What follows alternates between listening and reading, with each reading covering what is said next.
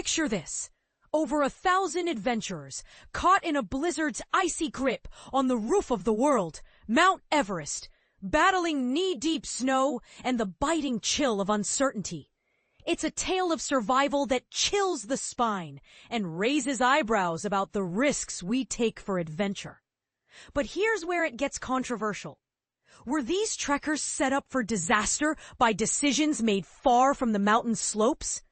The conditions weren't ideal from the start.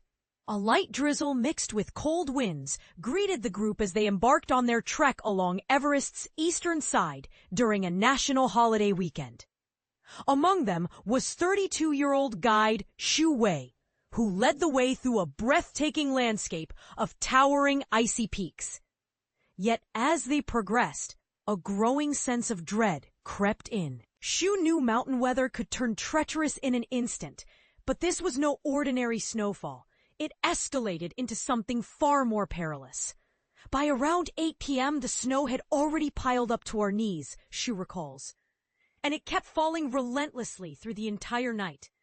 Just a few days into their journey, a ferocious storm unleashed heavy rain and snow across Tibet and Nepal, ensnaring more than 1,000 hikers, predominantly from China, in a perilous situation that demanded massive rescue operations.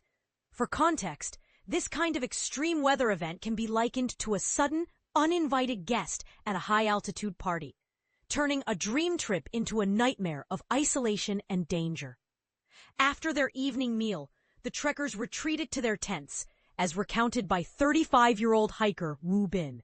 Despite their efforts to shovel away the accumulating snow, it just kept mounting. It built up higher and higher, nearly reaching the tent windows, Wu shares. That's when I realized things were turning seriously grave. The guides swiftly relocated everyone to the communal dining tent, where they kindled fires for warmth and huddled to strategize. Xu briefed the group that they might be stuck for several days, but if the weather cooperated, they'd attempt a descent the next morning. Wu admitted to feeling anxious upon hearing the news. The idea of being trapped worried me a lot, he says.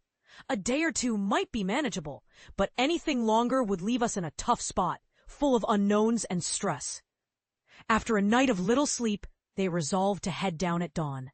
The initial part of the descent was solitary, but soon they merged with other fleeing groups, forming a slow-moving procession through the deep snow in the thin, oxygen-scarce air of high altitudes. A reminder for beginners that at such heights, even breathing becomes a challenge due to lower air pressure.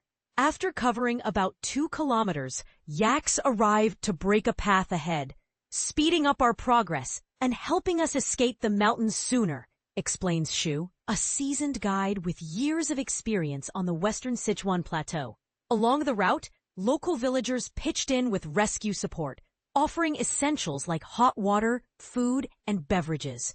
At the exit point, they were even treated to instant noodles, a simple, comforting staple that symbolized relief after the ordeal. Mountaineering sources pointed out that weather predictions had been available, with climbing teams on adjacent peaks retreating days prior, and local tourism officials shutting down ticket sales and roads for the weekend. Yet, on Chinese social media, debates raged. Had the treks been permitted to capitalize on holiday crowds, prioritizing profit over safety? And this is the part most people miss: the role of human decisions in amplifying natural risks. Coverage in Chinese news outlets remained sparse during the rescue, a pattern often seen in state-controlled media that tends to downplay negative events until they're fully resolved. Tibet, the site of the incidents, faces even stricter information controls by authorities, adding layers of opacity to the story. By Tuesday, nearly 900 individuals, including 580 trekkers and 300 yak herders and local guides, had been safely evacuated to a nearby village called Kudang. Meanwhile, the storm ensnared 251 people in Qinghai, north of Tibet, where a Taiwanese hiker tragically succumbed to hypothermia, an acute mountain sickness, a condition where the body struggles with low oxygen and cold. potentially leading to confusion, fatigue, or worse. Think of it as altitude's cruel prank on your health. In Xinjiang, 300 hikers were persuaded to abort their plans by officials, with one requiring hospitalization. Nepalese officials reported no entrapments on their side of the mountain. This incident sparks heated discussions. Should adventure tourism operators and governments prioritize thrill-seeking over safety, especially when forecasts warn of danger? Is it fair to blame authorities for allowing treks during holidays, or does personal responsibility play a bigger role? What do you think? Should stricter regulations curb such risks, or is the allure of Everest worth the gamble? Share your thoughts in the comments. I'd love to hear agreements, disagreements, or fresh perspectives on balancing exploration with caution.